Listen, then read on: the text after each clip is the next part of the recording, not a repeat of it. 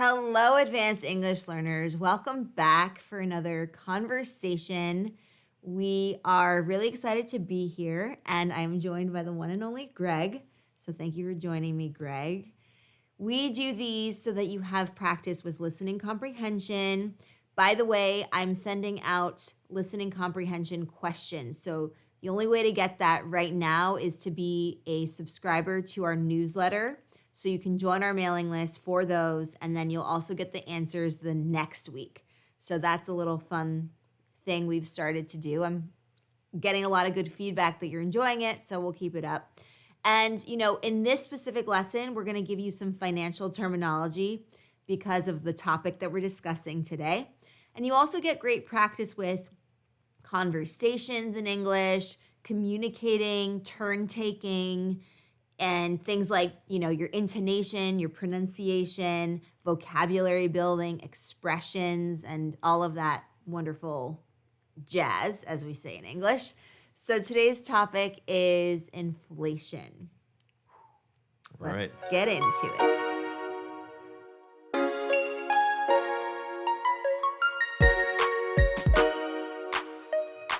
All right, so we've been hearing a lot recently about inflation. So why is that the case? Yeah, inflation seems to be the headline. I mean, I read a lot of financial newsletters, so for me, inflation's literally every headline. Yeah. But the impression I get is that most people at this point have seen headlines about inflation. So the reason inflation matters is it affects the amount we pay for things. Right. Right? Yes, things become more expensive and they're inflated, right? That's right. The price of something becomes inflated. Inflated, which means bigger, right? So you inflate a balloon, right? You blow air into it so that it actually takes shape. Mm-hmm. Exactly. And that's actually a good mental model for what's actually happening with inflation, right? Inflation ultimately is the expansion of the cause of inflation is ultimately the expansion of the money supply, right? Right. So we're going to use US dollars, Okay. right? Yeah. When you normally, let's just say a pack of gum costs $1, right? Okay. So $1 is equal to the value of a pack of gum. Okay. Okay. Now let's just say that the supply of dollars, actually let's start with the gum. Let's say there are 100 packs of gum, right? So with 100 packs of gum, each one is $1. Mm-hmm. Now let's say that the supply of gum goes down. Okay. Now there's only 50 packs of gum left. So there are fewer packs of gum. Fewer packs of gum and the same amount of people who want that gum. Is that gum going to be more valuable or less valuable? More valuable, right? More because valuable. The supply has dwindled while the demand has increased. Or the demand has stayed the same, but on a relative basis, it has increased, right? Right. Because you have the ratio of gum to the people who want gum has changed, right? And so the lower the supply of gum, the more valuable it becomes. Absolutely. Right? Because there's fewer. And eventually you get down to one pack of gum. There's one pack of gum, and there's still 100 people who want gum. Right. They're going to bid a lot for it. And ultimately, the person who has the most money is going to get that piece of gum. So it becomes a bidding war where people are essentially, the item is essentially in an auction, and people bid as much as they can for it in a way. Yeah, right? exactly. Yeah. Someone says, I'll pay $2 for that gum. Someone says, I'll pay $5. Right. I'll pay 10. Oh, 10, 100, right? For a pack of gum that's valued at $1. Yeah, should be $1, but because the supply has decreased. Now, on the flip side, let's say that the supply of gum increases. Yeah. Right? So let's say there's 100 people who want gum and there's 100 packs of gum, right? So supply equals demand. Now let's say that there are 200 packs of gum. Okay. Right? Is the value of gum higher or lower now? Now the value is lower. Right, because everyone can easily get gum. Right. And so as the supply of gum increases, it's sort of the reverse of the scenario we were talking about before. Yeah. The value, the relative value of it decreases because there's an abundance of it. Right. And so there's a lot of gum that goes unsold. Yeah. So, eventually people don't feel like they have to pay as much for it because there's so much of it. Why are we talking about this supply and demand? Why does this matter for inflation? Well, it's the same dynamics at play that drives inflation. Right? So one of the things we said before is the money supply. That's the supply of dollars in our economy. Right? During COVID, what happened was a lot of companies were suffering, right? Business demand was dwindling. Like airlines. And so what the government said was, we're going to give people a lot of money and we're going to give businesses a lot of money so that everyone feels interested in buying things again, right? Because if the economy is going down, everyone gets afraid and they want to save, and that causes the economy to contract. Right, because no one's buying anything. Right. So always in recessions, or when there's the danger of a recession, what the government wants to do is stimulate the economy, right? And that means giving people money. And that might remind you of, maybe you've heard of it, the stimulus checks. Yes, in the US and several other countries, they distributed stimulus checks early on during the pandemic. And part of that was just to help people pay for their bills. Right, just to get by because, jobs it was a whole complication, a whole, slew of difficult things. Suddenly double income families were having to resort to one person's income while the other person did full-time childcare, right? Things like that. So there was a lot at play. Hence, stimulus checks being important for people to be able to continue to put food on the table, right? Correct. So you have stimulus checks, right? You also had the PPP, which is the Paycheck Protection Program, which enabled businesses to continue paying their employees, right? And several other stimulus measures. So the government's giving a lot of money to people. The first reason is so that they can pay the bills. But the second reason is so they go and buy things, right? And go and invest in things. They also kept the interest rates low. So the interest rates you've probably heard about. The interest rate refers to the overnight federal funds rate, right? And this is the rate at which banks can borrow from the Federal Reserve. Right, so from the government. From the government. And the lower that inflation rate is, the easier it is for banks to borrow. Right? Because they can borrow more cheaply. And if the banks can borrow more cheaply, then they can issue loans more cheaply too. So if you want to go and buy a house, right, you're going to take out a mortgage. What is a mortgage? A mortgage is a loan from a bank to you. Now, what is going to determine the percentage interest on your loan, on your mortgage? It's going to be what the bank has to pay the Federal Reserve plus a little bit because the bank needs to make some money. Right? So let's just say the federal funds rate is 1%. The bank says, okay, I have to pay 1% to borrow from the Fed. And to you, I'm going to charge 2%. That way I get that spread. I get that 1%. Some profit. You get some profit, right. Now, if the government wants to stimulate the economy, what they'll do is, this is the Fed now, they're going to lower the interest rate. So it's cheaper to buy, and so people buy more things, right? Because they have more money. Right, and suddenly getting a mortgage is a lot cheaper. So suddenly people are, now in the business of buying a home. Well, suddenly, it becomes very cheap to buy a home. Yeah. Because you're basically borrowing for free. Right. And so as we noticed over the last couple of years, the price of homes skyrocketed because you could borrow money for almost no interest, right? It's basically free money. You have to pay it back. Right. But you can hold on to it and pay very little for that. So that caused the price of housing to inflate. Right. So that was part of it. So housing inflation, that jumped up because of these low interest rates. That's right. Meanwhile, like we said, we also had a lot of money getting pumped into the system from the government. You have monetary stimulus and also fiscal stimulus. One of those refers to the interest rates set by the Fed. Right. The other refers to actual government, executive office, laws that basically allow money to be sent directly to people. Right. Those are the stimulus checks. So people are buying more because they have more money. That's going to push up the price of things, right? When people are buying. buy more of something, that means demand's increasing, so prices are going to come up. And likewise, people have more money or they can borrow money cheaply. So that's going to intensify their buying because they can do so at a lower cost. So the combination of those things, very inflationary, which is what they wanted, right? At the time, the economy was tanking. And so they wanted to... Tanking means it's going into the, going down. going down. Fast. Yeah.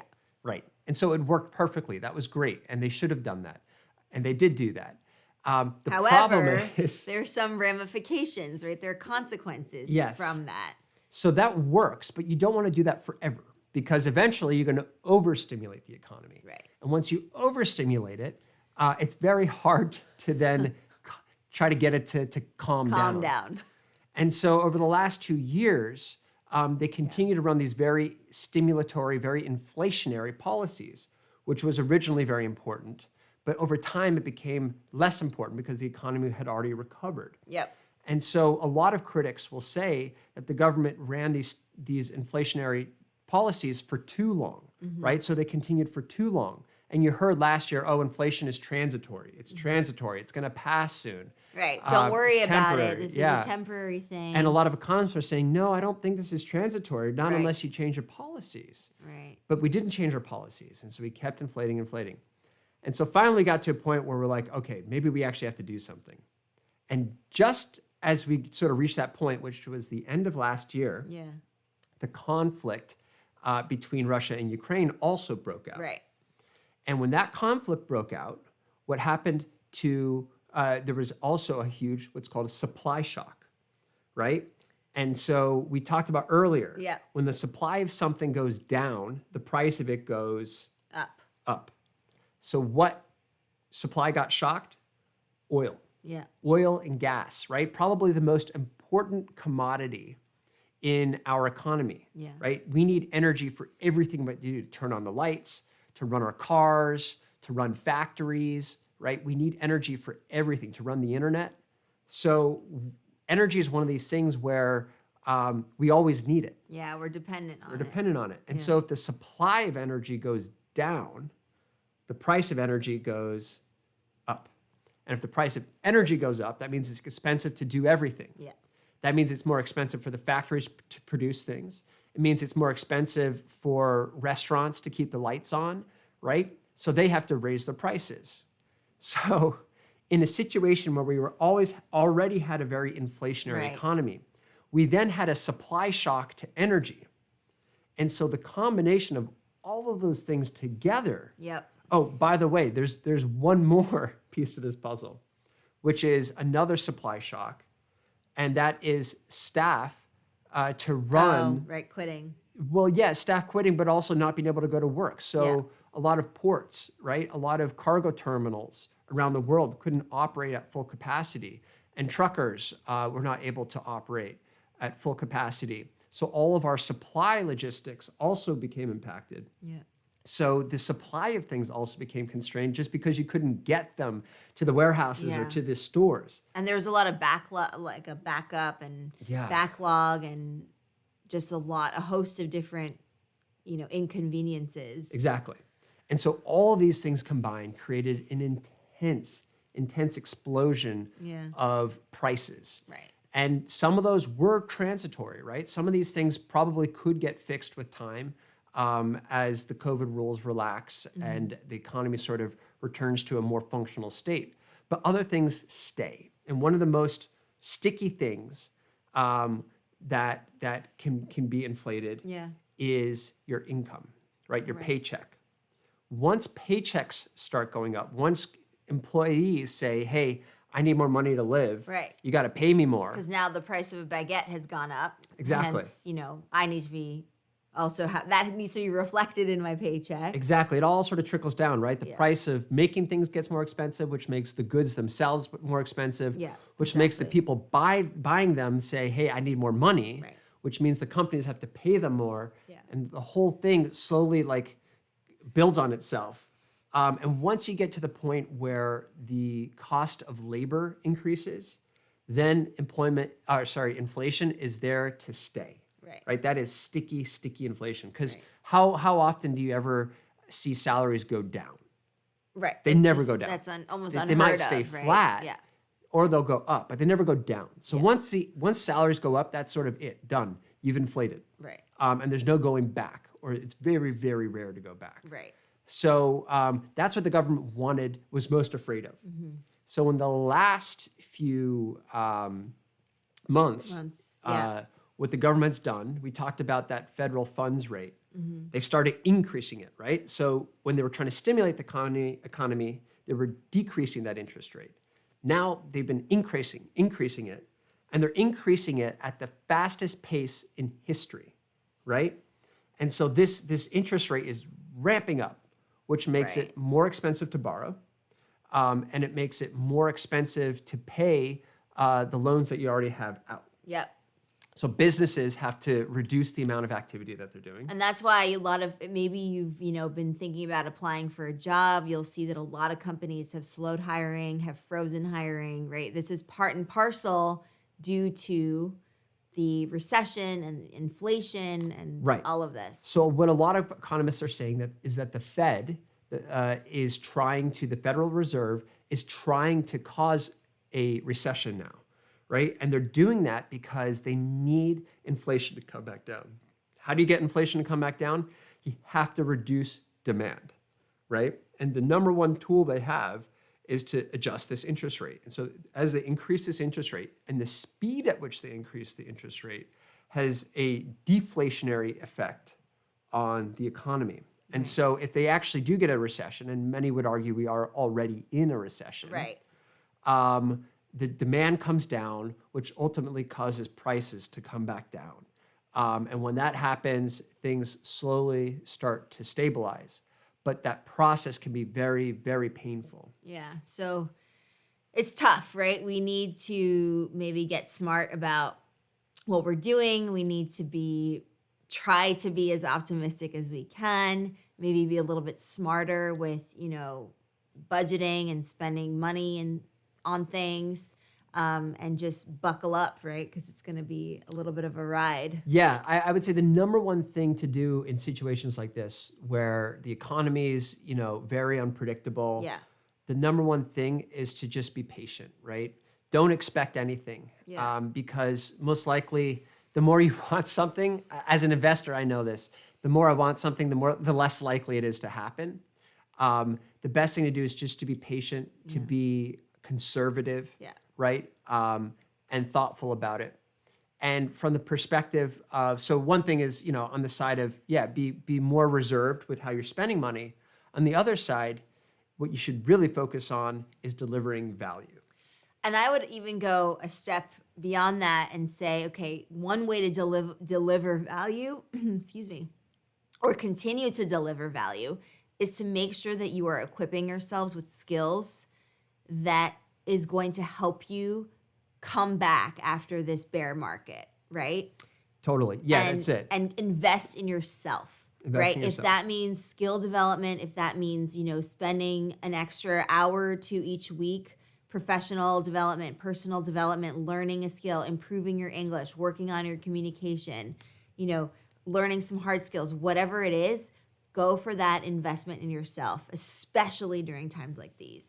Exactly, because what you find happens is just when things seem like they can't get any worse, they get a little bit more worse. And by that point, people are so exhausted, they just sort of give up. Right? And it's at that point that you have an opportunity to step in and say, I can do this. They may have left, but I'm ready to do this. Right. And generally, it's around that time when everyone's sort of thrown in the towel, Right. that Meaning the economy turns around. Given up. When you throw in the towel, it means you've given up. You're Exactly. done. No more fighting the game. No more fighting the game, exactly. So at that point, you can step in and provide that value, and you've developed these skills that over the past few months. You haven't spent time being depressed by the news. Right. You've ignored the news, and you're just focused on making yourself better and more productive and more able to provide value. In doing that, you step in. And suddenly people will want you. You're in demand. Yeah. Right? And you're able to start thriving as the economy starts recovering. And that starts a beautiful, beautiful cycle where you grow with the economy and you tend to get pulled toward where the demand is greatest. Right. So you grow with that demand. It typically leads to raises. It typically leads to good investments, good New returns business on your investment, opportunities. new business opportunities, new relationships, Yeah. right? Better So, social networks, which is also very important for our longevity and our health and Exactly. business outcomes. yeah, it's a lot like nature, right? Nature is this cycle Yeah. of, things are up, things are down. The forest, for Yeah. example, Harsh well, places. you always Yeah. need forest fires. So forest fires are Right, terrible. right. But forest fires are a necessary part of the health of a forest, right? Things need to burn down for them to regrow. Yeah. Right? If Yeah. the forest never burns, it becomes overcrowded and it ultimately dies. It sort of rots. Whereas when you have a steady cycle of burns and regrowth, you get a much healthier forest. Right. And it's kind of the same with Coming our back economy. stronger. Yeah, exactly. Yeah. The economy goes down. It tends to get rid of the things that were inefficient or shouldn't have existed in the first place. And it creates a new sort of fertile soil Yeah. for you to go and provide value. Making way for new opportunity, new things, right? Yeah. So that's a little bit of an overview. I think we did a lot of deep dives happening in there. So hopefully, it's a lot. So we realize this. Yeah, So hopefully it wasn't too definitely- technical. Yeah. And, if it was, that's okay because it also helps you sort of, starting to level up, right? We talked about the skills development. Like these are all important things. You might want to listen to it again. You might want to have a look at the transcript so that you get all of the words in there and just make sure you're following along. And then check out also the listening comprehension, which you can find by joining our newsletter. So just go to advancedenglish.co. And if you scroll to the bottom, you'll see join mailing list, or you can opt in for our free downloadable. That will also allow you to get there. So hopefully these resources are going to come in clutch. They'll come in handy, which I think they will. And just keep doing what you're doing and don't lose sight of the things that matter to you and the goals that you have, and keep on investing in yourself. And the opportunities that are on the horizon. Exactly. These are important investments to make, and just, let's try to cherish all those moments in between. Yeah. All right. So thank you so much for joining us. We really value you. We appreciate you and your time, and thank you for sharing it with us. That means the world to us, and we enjoy hearing from you as well. So definitely leave a comment or a question in the Q&A. Leave a response in the YouTube comment. Check out our blog. That all supports us as we support you, so it's a nice symbiotic relationship. And we're going to be sharing some exciting news with you in the coming days, weeks, depending on what's happening. But definitely stay tuned for that news. And we're going to share it on our newsletter first. So very exciting. I'm excited. Greg's excited. We're all excited. All right. So thank you so much for joining us. We'll see you in the next one.